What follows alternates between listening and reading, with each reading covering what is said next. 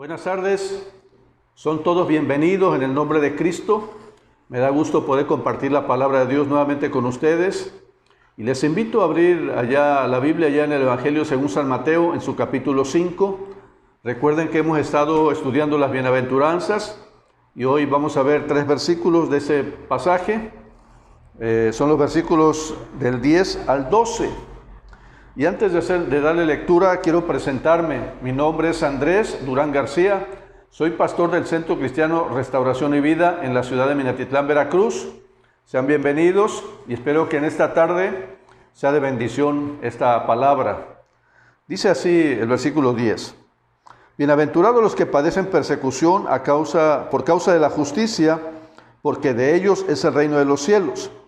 Bienaventurados sois cuando por mi causa os vituperen y os persigan, y digan toda clase de mal contra vosotros, mintiendo. Gozaos y alegraos, porque vuestro galardón es grande en los cielos, porque así persiguieron a los profetas que fueron antes de vosotros. Bueno, hemos estado hablando acerca de la bienaventuranza y entendemos ahora, creo yo, lo que quiere decir la palabra bienaventuranza. Tiene que ver con felicidad, tiene que ver con plenitud de paz en el corazón, con plenitud de gozo, en medio de cualquier circunstancia, por muy difícil o adversa que sea, como en este caso, ¿verdad? Que habla de persecución. Ahora, honestamente, hermanos, somos incapaces de vivir de esta manera. Humanamente, hay una demanda de un tipo de vida. Hay una demanda aquí de un desarrollo del carácter, de acuerdo al carácter de Cristo, porque somos discípulos de Cristo.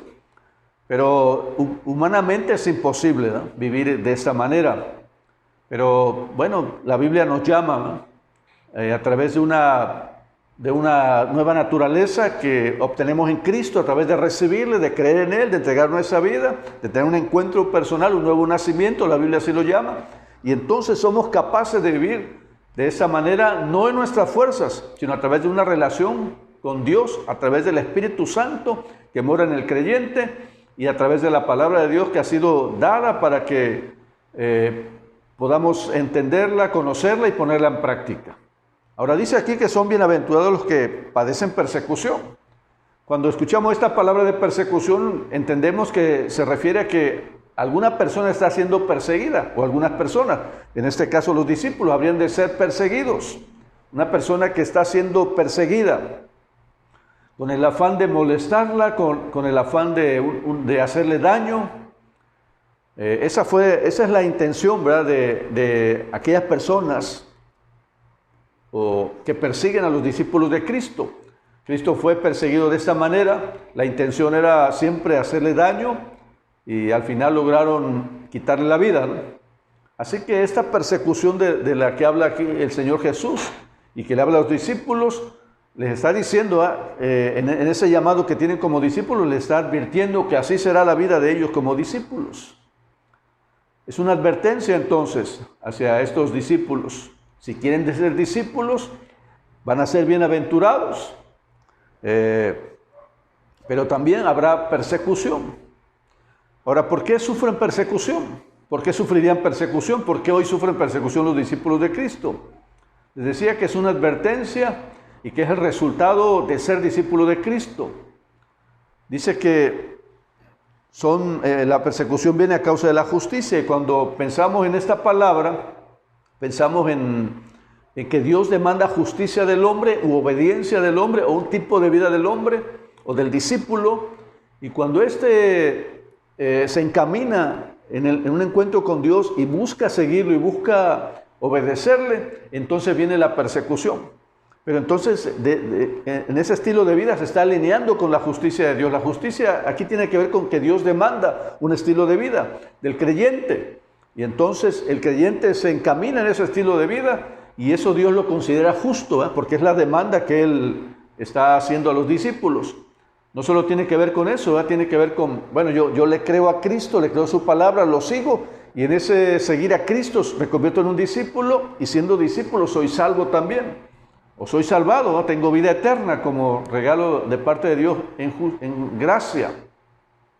Entonces tiene que ver un tipo de vida que tiene que ver con la conducta que es recta, que se vive en integridad, de acuerdo a los mandamientos de Dios, después de haber creído en Cristo.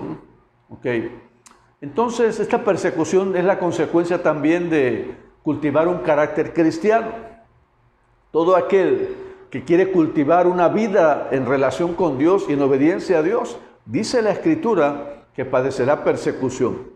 Es inevitable. Entonces quiero llevarte a la segunda carta a Timoteo, la escribe el apóstol Pablo, recordemos, segunda carta a Timoteo, capítulo 3, escucha lo que dice aquí. Segunda carta a Timoteo, capítulo 3, versículo 12. Dice así: y también todos los que quieren vivir piadosamente, en otras palabras, en obediencia, todo aquel que tiene temor de Dios, todo aquel que quiere seguir a Cristo, que quiere obedecer a Dios, que quiere desarrollar un carácter santo, todos los que quieren vivir piadosamente en Cristo Jesús padecerán persecución. Lo está diciendo Mateo 5 y lo está diciendo aquí también en la segunda carta a Timoteo. Todo aquel que quiere vivir piadosamente, todo aquel que quiere vivir en obediencia, va a padecer persecución. ¿Qué nos está diciendo? Que esto es una consecuencia natural de cultivar un carácter como cristiano. Es inevitable la persecución. Ahora, esta manera de vivir piadosamente afecta la vida del creyente, pero la afecta positivamente en su relación con Dios y en su crecimiento espiritual. ¿Por qué? Porque es una vida, vivir siendo discípulo de Cristo y desarrollando un carácter cristiano, afecta nuestra manera de vivir, nuestra manera de ver la vida, nuestra manera de pensar, nuestra manera de reaccionar, de actuar en muchos aspectos. Cómo hacemos negocios, en la relación matrimonial, en el tipo de diversión que ahora tenemos. Es decir, que afecta positivamente en relación a los mandamientos que Dios quiere que obedezcamos y al crecimiento que podemos obtener, a la bendición que Dios nos concede, siempre y cuando haya obediencia. Entonces, se trata de una vida recta, se trata de una demanda de santidad, de obediencia, de ser íntegro para con Dios, de que le entreguemos el corazón y seamos de una sola pieza, creyéndole a Dios y caminando con Él y abandonando todo lo que puede estorbarnos para tener comunión con Él y para tener crecimiento. Entonces, es una demanda, o hay demandas en la Biblia de parte de Dios para vivir de esta manera. Pero dice aquí Mateo y aquí en segunda carta a Timoteo, que todo aquel que quiera vivir de esta manera, que quiera vivir en rectitud, en integridad, va a padecer persecución, será perseguido. ¿Cuál es la razón, hermano, de esa persecución? Pues que ese estilo de vida es contrario a las costumbres que hay en el mundo, a las costumbres que tiene la mayoría de las personas. Y no es que el creyente se crea mejor que ellos, no. Simplemente están poniendo su vista, su voluntad y están tratando de seguir a Cristo. No se siente mejor que los otros, no. Simplemente que chocamos en las costumbres, en la cultura, en la forma de ser, porque ahora tenemos una manera de pensar nosotros, los creyentes. Debe ser de acuerdo a los mandamientos de Dios. Tras el conocimiento de la palabra y de los mandamientos de Dios, hay un cambio y afecta a nuestra vida. Ya no somos los mismos. Entonces hay demandas de Dios para los discípulos. Y en esas demandas, o en ese obedecer las demandas de Dios, chocamos. Dice, quiero que vayamos a un pasaje que se encuentra en la carta primera carta de Pedro, dice en su capítulo 4, escucha lo que dice, primera carta de Pedro, capítulo 4, versículo 4, dice: a estos, le está hablando de personas inconversas, personas no creyentes, no discípulos de Cristo, a estos les parece cosa extraña que vosotros no corráis con ellos en el mismo desenfreno de disolución y os ultrajan. A estos, ¿verdad?, a la gente inconversa, los que no son creyentes, les parece cosa extraña la manera de vivir de los discípulos de Cristo. Les parece cosa extraña, dice, que no corramos con ellos en el mismo desenfreno de disolución, ¿verdad?, de indisciplina, de darle rienda suelta a muchas cosas, a muchos deseos. Y os ultrajan, se burlan, dice, no lo entienden.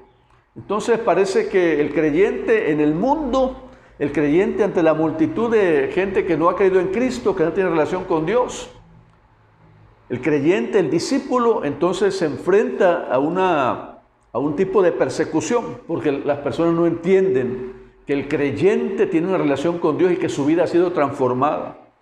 Y no es que se sienta mejor que alguien más, es que ahora Cristo vive en el corazón y los deseos que antes teníamos ahora son refrenados.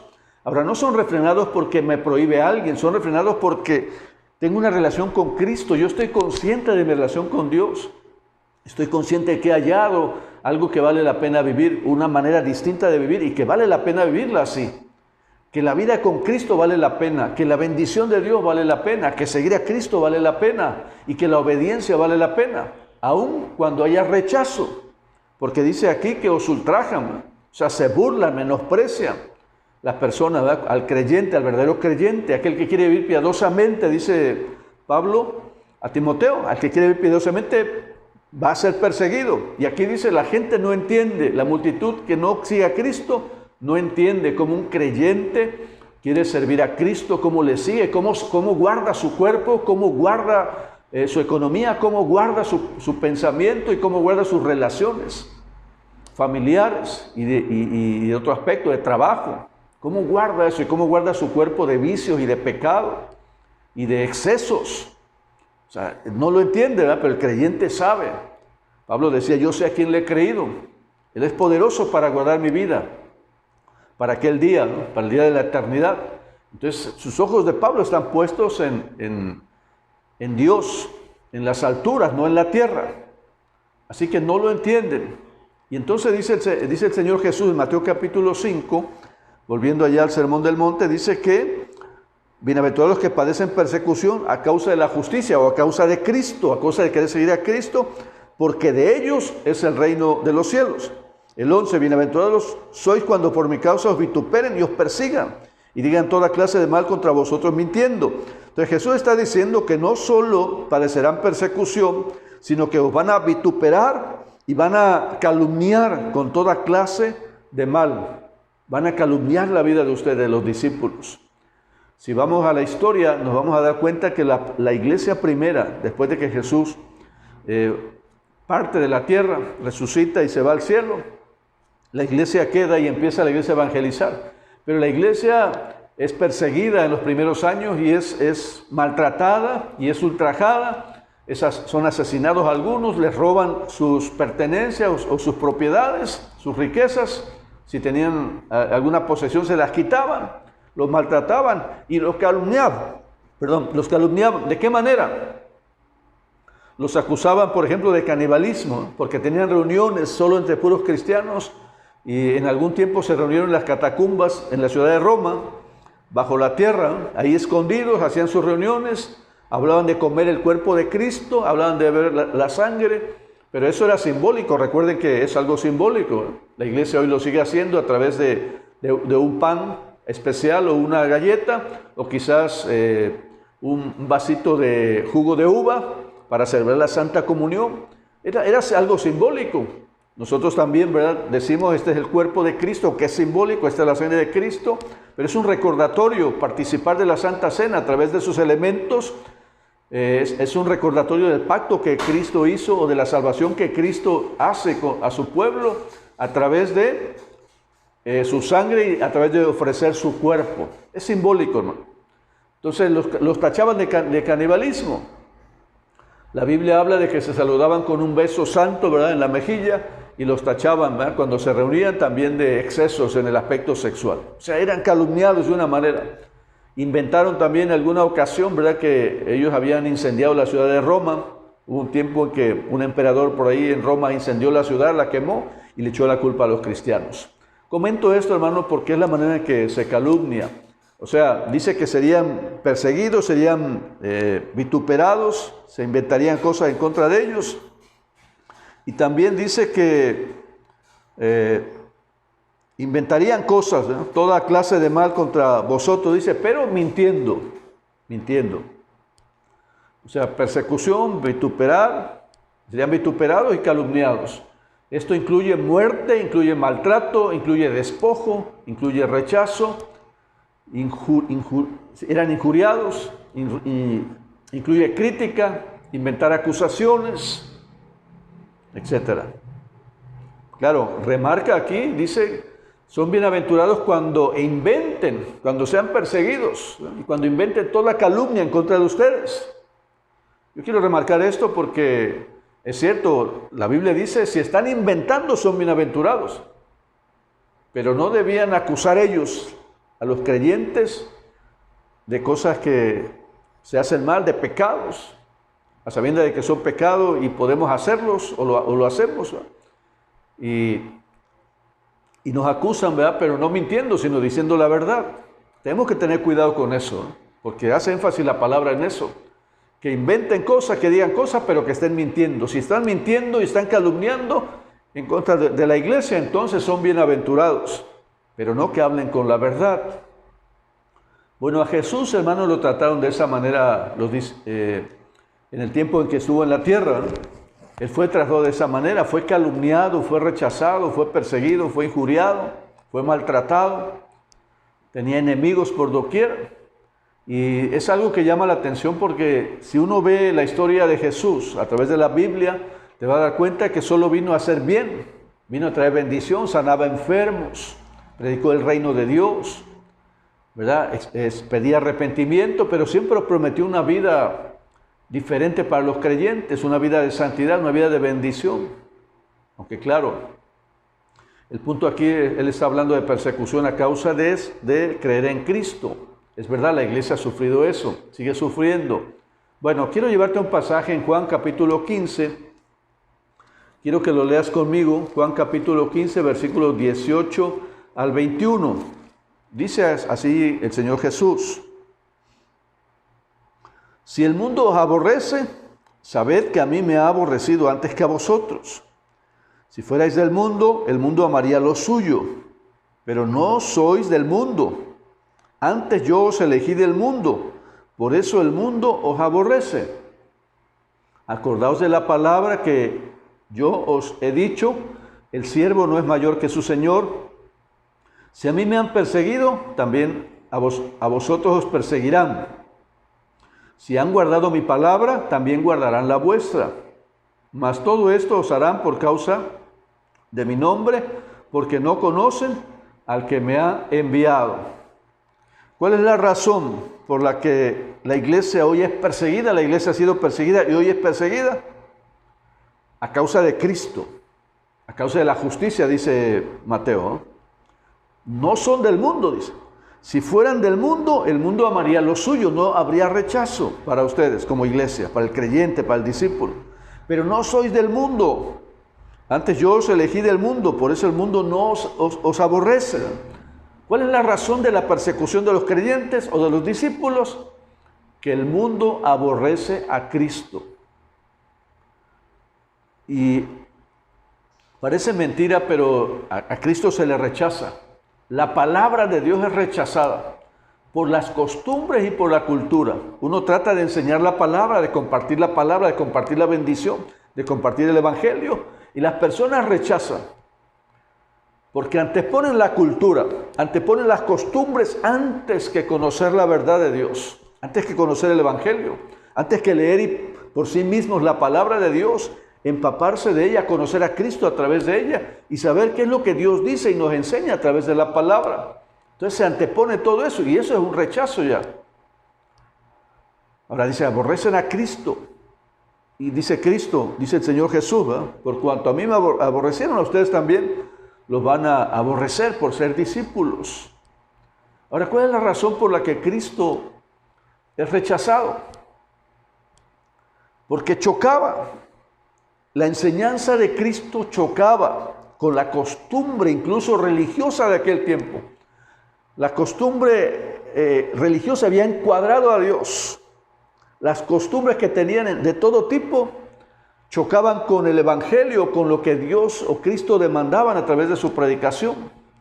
Chocaban. Entonces, Cristo denunciaba de alguna manera el pecado, confrontó y denunciaba el pecado de muchas personas a través de su ministerio, a través de la predicación y a través de su palabra.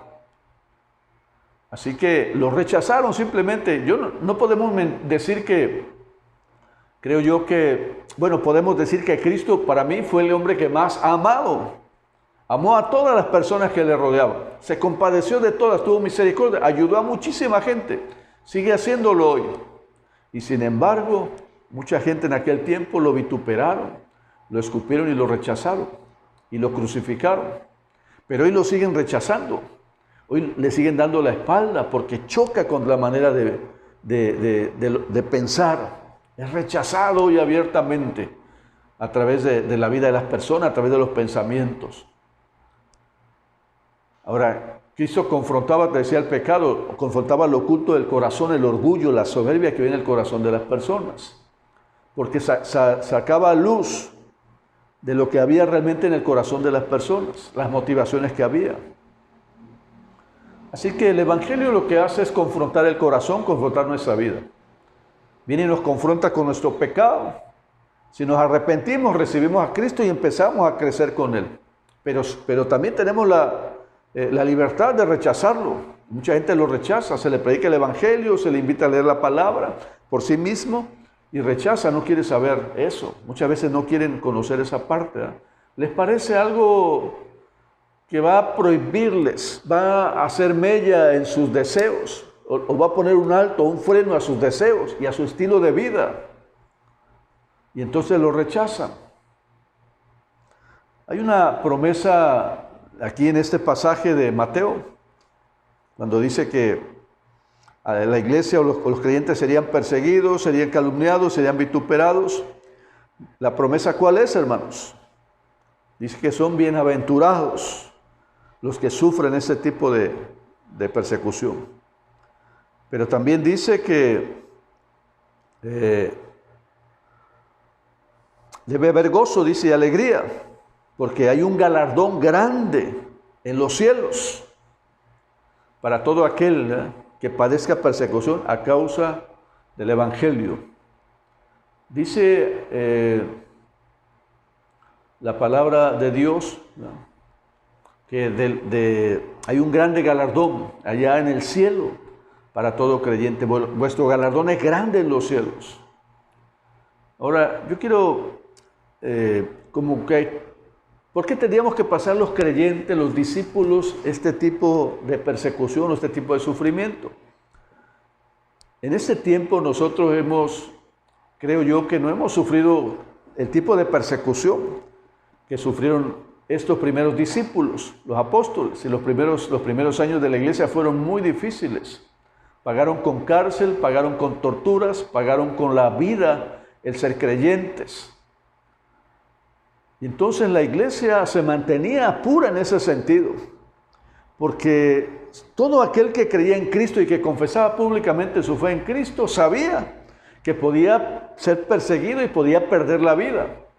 Entonces la iglesia en su fe era pura. Se mantenían solo los verdaderos creyentes. Yo creo que era así, porque quizás muchos se añadían porque les gustaba la iglesia, se añadían, pero cuando vino la persecución, muchos se apartaron del Evangelio, prefirieron renunciar a la fe. Pero los que se mantuvieron en la fe padecieron persecución, calumnias, y repito, torturas y tantas cosas más. Les despojaban de sus bienes. Sin embargo, si vamos a Hebreos capítulo 11, ahí vamos a encontrar que todas esas personas que recibieron ese tipo de maltrato y de persecución, ellos tenían puesta la mirada en el galardón, puesta la mirada en el cielo. Dice que sabían que no eran terrenales, su vida no era terrenal, sino era celestial. Y estaban seguros, conscientes y tenían una fe genuina de que serían llevados a su patria celestial, a su hogar celestial. Y ahí estarían morando y están morando por toda la eternidad con Dios. Así que el creyente tiene esa esperanza, tiene sus ojos puestos en el cielo. Y no es un sueño, es una experiencia. Los ojos espirituales han sido abiertos, la fe nos ha traído a una relación con Dios y podemos vislumbrar una vida futura, una vida eterna en Cristo. Hay una seguridad en el creyente, en el discípulo, de que su vida, aunque pueda vivir aquí 70, 80 años, ese tiempo, ¿verdad?, no es comparable con la vida eterna que nos espera allá. Y el premio dice que recibirá todo creyente allá en el cielo. Y el premio, creo yo, supremo es la presencia de Dios. Así que vuestro galardón será grande en los cielos, dice. Ahora quiero decirte, hermano, que te hablaba de la persecución en los primeros años porque ponía en evidencia la fe genuina de una persona. Y hoy día sucede lo mismo. La persecución no es la misma de aquel tiempo al día de hoy. Pero hoy cualquier creyente, cualquier discípulo que quiere vivir piadosamente, quiere vivir en obediencia, va a padecer persecución. ¿En qué sentido, hermano? Pues rechazo, crítica, burla, menosprecio. Yo recuerdo cuando entré a una empresa, me acuerdo que pasé varias entrevistas, ¿no? Y había un sindicato ahí y había delegados, había 2 delegados sindicales. Esos hacían la entrevista para el trabajo. Entonces me entrevistó uno de ellos y me hizo preguntas y yo pasé la entrevista y por poco tiempo me contrataron, ¿no? Pero un día platicando, después de algún tiempo de ya estar en la empresa, platicando con el otro delegado, ¿no? Conviviendo un ratito y platicamos. Y él me preguntó acerca de la iglesia y me acuerdo que me dijo estas palabras. Estuvo mal lo que me dijo, desde luego, legalmente no tenía razón, pero fíjate lo que me dijo. Si yo hubiera sabido que tú eras cristiano y te hubiera tocado conmigo la plática sindical antes de ser contratado, yo no te hubiera pasado. ¿Y por qué? Porque no, porque yo estoy en contra de los cristianos. ¿Te das cuenta? Persecución, burla, escarnio, rechazo. Y a veces sucede no solo en el trabajo, sucede en el ambiente familiar. Conocí a una señorita que después de ser creyente, de creer en Cristo y de servirlo en una congregación, fue corrida por los padres. Tremendo eso, es increíble.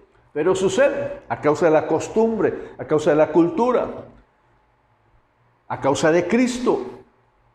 Se confunden las cosas, ¿verdad? No entienden, dice Pedro, lo que ya leímos, ¿verdad? ¿Cómo es que no podemos correr con ellos? O tener ese estilo de vida. Nosotros queremos el estilo de vida de Cristo. Y si aquella persona quiere su estilo de vida, está bien que lo haga. Dios le da libertad. Pero sé que las consecuencias de un tipo de vida y de otro se ponen en evidencia algún día. Bueno, la persecución, hermano, de aquella iglesia pone en evidencia la fe. Y en este tiempo, cualquier persecución, cualquier rechazo, cualquier burla pone en evidencia la fe. Y no solo la fe del creyente, sino el carácter. O sea, Cristo le está diciendo a los discípulos, van a sufrir persecución. Ustedes son mis discípulos, pero van a sufrir persecución. Van a ser formados. Y bienaventurados son. Y tienen galardón y premio en los cielos, en el reino de Dios. Pero tienen que desarrollar un carácter, ¿no? Y aquí en la tierra es donde van a dar testimonio de un carácter como creyentes. Y van a dar testimonio de una fe genuina en Dios, que están dispuestos a servir a Cristo aún en medio de la adversidad. Quiero decirte, hermano, que el sufrimiento aquí mencionado no lo produce Dios, lo producen las personas ajenas al Evangelio, las personas que están en contra del Evangelio. Incluso los gobiernos en algunos países. ¿Por qué? Porque el mundo dice, ya lo leímos en Juan, ¿verdad? Si a Jesús lo aborrecieron, ¿cuánto más a la iglesia? Quiero hacerte una pregunta, hermano. Porque de hecho hoy tenemos mayor libertad. Tú puedes comprar una Biblia, puedes leer la Biblia, puedes ir a la iglesia, incluso está en la Constitución. Tenemos libertad de religión o de culto. Pero la pregunta es esta, ¿el mundo tolera hoy a la iglesia o la iglesia tolera al mundo? Porque la iglesia puede decir, algunos pueden decir, bueno, yo no estoy siendo perseguido, yo estoy bien, nadie me rechaza. Pero sería bueno contestar esta pregunta en forma personal. Primeramente y después quizás como iglesia, ¿el mundo tolera a la iglesia o la iglesia tolera al mundo? Porque he escuchado, hermanos, de repente, fíjate nada más, ahora algunos creyentes en este tiempo son famosos. Multitudes los conocen. A través de la música, a través de la predicación, a través de viajar a nivel internacional. Y en muchas ocasiones, a algunos de ellos se les ha preguntado directamente qué piensan de algunos pecados que hoy están en efervescencia, que la Biblia lo llama pecado. ¿Qué piensan de eso? Por ejemplo, yo recuerdo haber escuchado a alguien que le preguntaron si la homosexualidad es pecado. y esa persona evadió la respuesta, se fue por otro lado, pero bíblicamente Dios dice que es pecado. No está en contra de la persona, la iglesia no debía menospreciar a las personas, de hecho tendríamos que amarlas. Pero es una manera de pensar de ellos, bueno, vamos a respetar esa parte, ¿eh? Pero de que la Biblia dice que es pecado, es pecado. Y no lo estoy inventando yo, lo está diciendo la palabra de Dios. Pero si yo me levanto, si yo hablo de esto, soy tachado de intolerante, ¿eh? y de rechazo a este tipo de personas o este tipo de vida, ¿no? En realidad no es así. Ellos tienen libertad de vivir así. Yo tengo libertad también de pensar bíblicamente. Entonces el mundo, repito, el mundo tolera a la iglesia o la iglesia tolera al mundo, ¿eh? Porque mi fe es probada a través de la persecución, de la calumnia, incluso, ¿eh? Y del vituperio. Es probada mi fe. Mira, en un ambiente de trabajo es probada mi fe ahí. ¿Cómo es el ambiente de trabajo donde yo estoy con los compañeros o compañeras? ¿Qué piensan de mi fe? ¿Aceptan mi fe o rechazan mi fe? Porque puede ser que la iglesia se amolde a la vida del mundo. Entonces no hay rechazo. Pero te decía, hermano, que la persecución, ¿verdad?, desarrolla el carácter. La iglesia aquí desarrolló un carácter como creyente. Quiero que vayamos allá a Santiago capítulo 1. Acompáñenme en esa lectura en los primeros dos versículos 2 y 4, perdón. Santiago capítulo 1, versículos 2 y 4. Dice así: Hermanos míos, tened por sumo gozo cuando os halléis en diversas pruebas, sabiendo que la prueba de vuestra fe produce paciencia, mas tenga la paciencia su obra completa, para que seáis perfectos y cabales, sin que os falte cosa alguna. Tened por sumo gozo, también lo dice Mateo, cuando haya diversas pruebas o persecución, sabiendo que la prueba de vuestra fe produce paciencia. Es un fruto, la paciencia es un fruto, y la paciencia tiene que ver con el carácter. Yo desarrollo paciencia y tiene que ver con que tengo un carácter así, de esa manera. Y la paciencia, dice, tenga su obra completa para que seas perfecto en la formación como creyente y cabales o rectos, sin que os falte cosa alguna. Entonces la persecución pone en evidencia la fe de un creyente cuando da testimonio delante de quien sea, en cualquier ambiente, cuando tiene el valor de decir: yo no hago esto, yo no vivo así, yo rechazo aquello, porque soy creyente, temo a Dios. Eso desarrolla el carácter, fortalece el carácter. Pero el mundo no tolera eso. Si alguien en su trabajo se porta con honestidad, con integridad, sin hacer cosas indebidas y respetar toda la disciplina de su trabajo y las órdenes, seguro se gana el rechazo de muchos. Y más en ambiente en el que se está acostumbrado, en ambiente que se acostumbra a corromper la actitud, la conducta de las personas. ¿Ustedes creen, por ejemplo, yo leí el otro día el testimonio de un hombre en el gobierno que ha sido el íntegro, entró al gobierno, tenía un puesto y empezó a denunciar todas las corrupciones que había ahí, donde se movía. Empezó a denunciar, empezó a hacer papeleo, y lo que hicieron fue votarlo. Le inventaron, lo calumniaron y lo votaron de su trabajo. Porque una persona con integridad, a veces hay ambientes en que no cae bien, porque la corrupción es muy fuerte, ¿eh? Y entonces lo que hacen es mejor hacerlo a un lado, rechazarlo. Eso es persecución, perder el trabajo a causa de la integridad, a causa de mantenerse firme y no caer en corruptelas, ¿no? Entonces te decía que la persecución desarrolla el carácter. No puedo vivir rectamente en medio de toda la corrupción que existe, ¿verdad?, sin un carácter como creyente. Entonces a veces lo que hacen muchas personas es ceder, pero la iglesia debíamos mantenernos siempre en integridad. Entonces el desarrollo del carácter refleja una fe genuina en Dios. Debo cumplir el propósito de Dios. ¿Cómo puedo cumplir el propósito de Dios en mi vida? O el propósito de Él, ¿verdad? Para mí, ¿cómo lo puedo cumplir si no me dejo moldear? Si no soy tratado, si no soy llevado. No desarrollo un carácter si vivo como en una burbuja o quiero vivir en una burbuja donde no quiero que pase nada, donde no hay enfermedad, donde no hay dolor, donde no hay pruebas, donde no hay aflicción. Entonces no podré afirmar mi carácter y mi fe en Dios. Tengo que ser probado por Dios. Porque lo que sucede cuando soy probado es que mi carácter se forma y puedo cumplir entonces el propósito de Dios. Ahora dice Mateo capítulo 5, el versículo 12, la última parte, dice: gozaos y alegraos porque vuestro galardón es grande en los cielos, porque así persiguieron a los profetas que fueron antes de vosotros. Entonces, la última parte quiero remarcarla también porque dice que así persiguieron a los profetas. Lo que está diciendo es que Dios está diciendo, yo envié profetas, di mi palabra a hombres, los llamé, los formé y les di un propósito y los envié a predicar la palabra, mi palabra. Y allá fueron maltratados y fueron asesinados y fueron perseguidos y fueron vituperados. Pero ahí esos hombres siguieron clamando, siguieron creyendo, siguieron proclamando la palabra. Y entonces dice, son mis profetas, perseguidos, ¿no? Entonces alégrate, porque si eres perseguido, también eres parte de ese pueblo de mis profetas. Eres como un profeta para mí. Eres alguien que uso, que me sirve a mis propósitos. Estás confirmando tu linaje, eres hijo de un profeta. Eres hijo de aquella generación que sirve a Dios.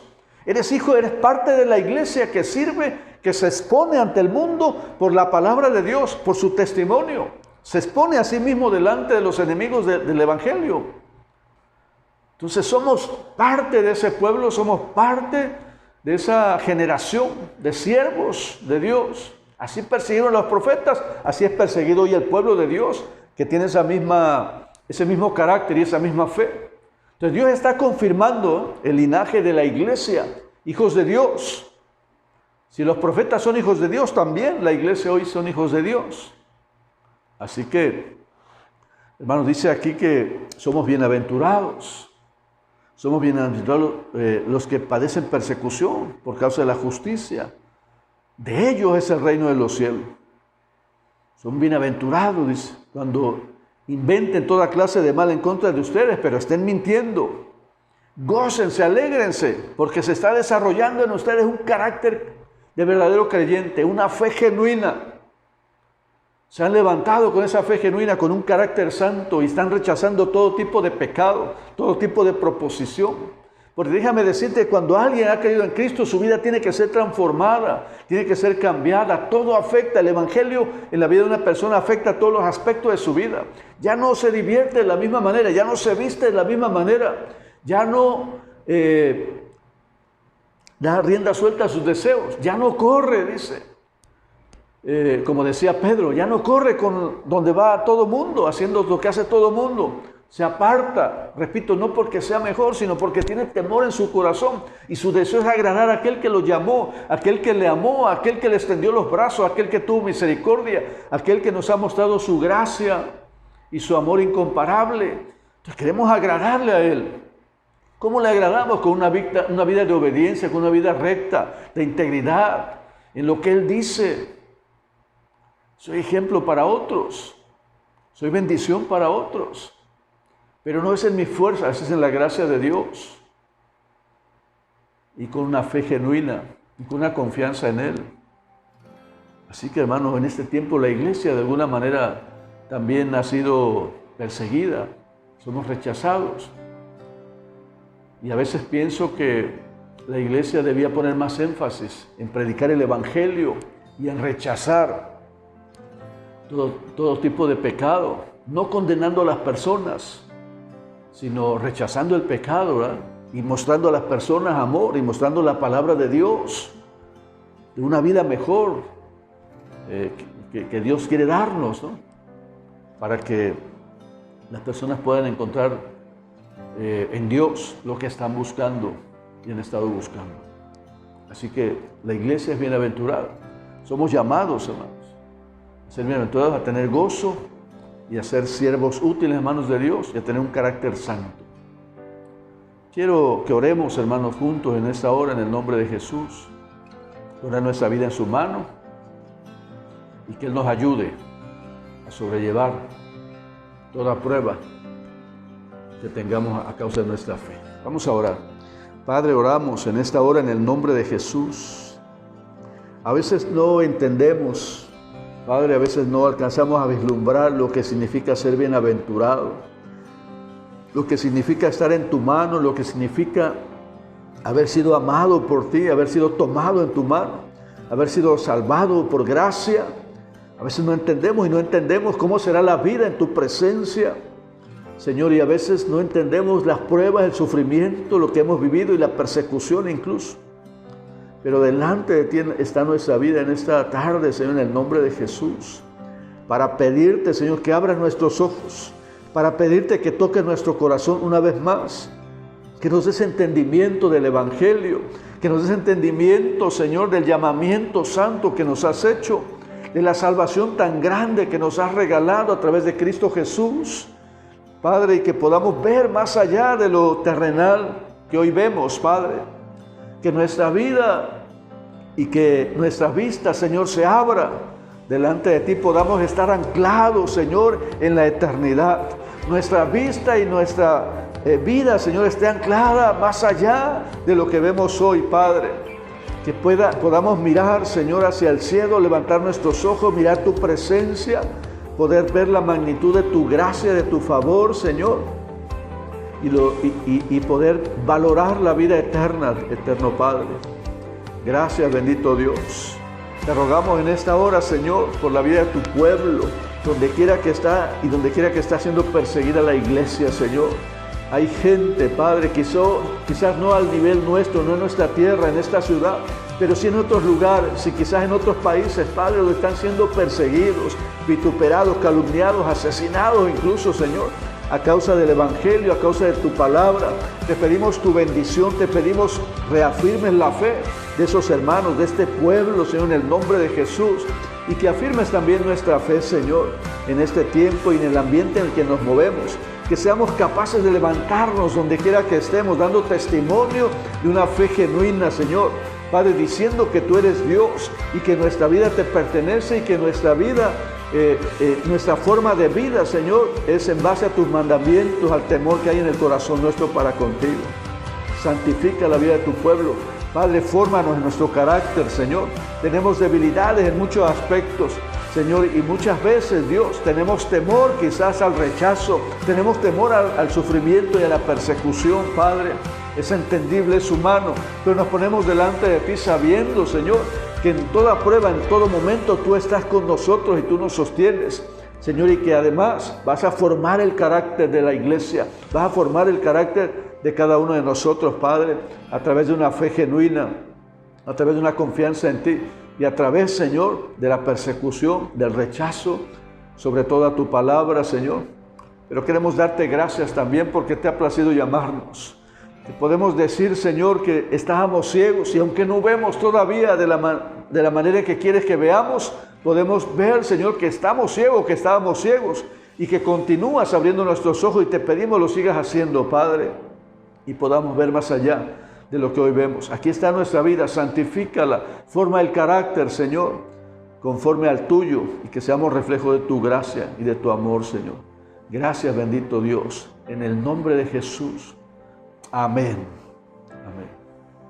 Gracias por la vida de todos ustedes, hermanos, y nuestra oración sea ser formados y reflejar el carácter de Cristo para dar testimonio del poder del Evangelio. Dios te bendiga, hermano. Un abrazo. Amén.